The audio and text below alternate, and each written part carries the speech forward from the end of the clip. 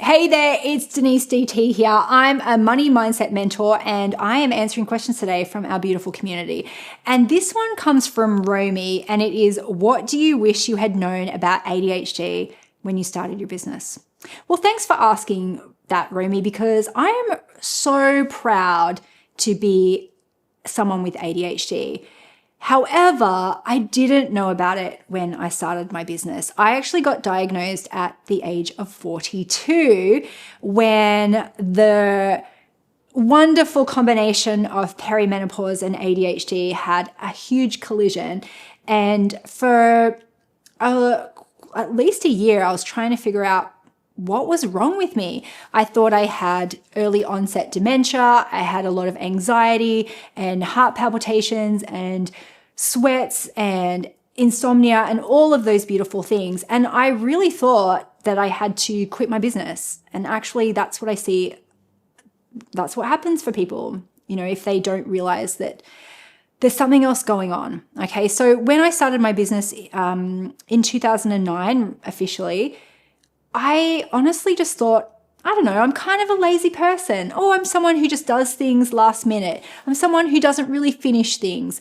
And if I had known that I had ADHD when I was younger, I think I would have had a lot more compassion for myself, that I do need a little bit of extra support around things, that I'm not lazy, but I do need to be excited about what I'm working on. And I think now my advice for people who do have ADHD in business is that, yes, we hear that it can be a superpower because we're often very creative. We can think on our feet. We can improvise. And so much of that for me was like overcoming some of those things from an early age. I had to learn how to do those things. And I think what I'm learning now is that there is also beauty in preparing things ahead of time and giving myself proper sleep, and when I need to pee, actually go and peeing rather than just like ignoring my bodily signals. Now that I can understand that about myself, I can take care of my body a little bit better, because I think there were points where I was just like, oh, I could just be a head in a jar and I'd be happy. I don't need a body. And I do think that is such an ADHD thing, right? Is that we just want to be in our creative space and think about our business, and we can sometimes neglect some of those things. So that is my ADHD journey. And what's really fun is that I wrote a book called Chill and Prosper. And I actually wrote it before my diagnosis.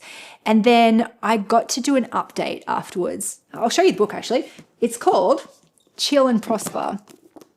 And the first version of this, I didn't know I had ADHD, but all of the tips I shared in this book were kind of things that I had learnt to compensate for my ADHD. So I was really happy to be able to do an update where I could say, hey, I have ADHD and these are some of the tips that have helped for me. So I highly recommend you pick up my book, Chill and Prosper. It's in Audible and Kindle versions and paperback too. You can order it from your local library or from your local bookshop. And I think it is a great resource for ADHD business people. But thank you so much for asking that question, Romy.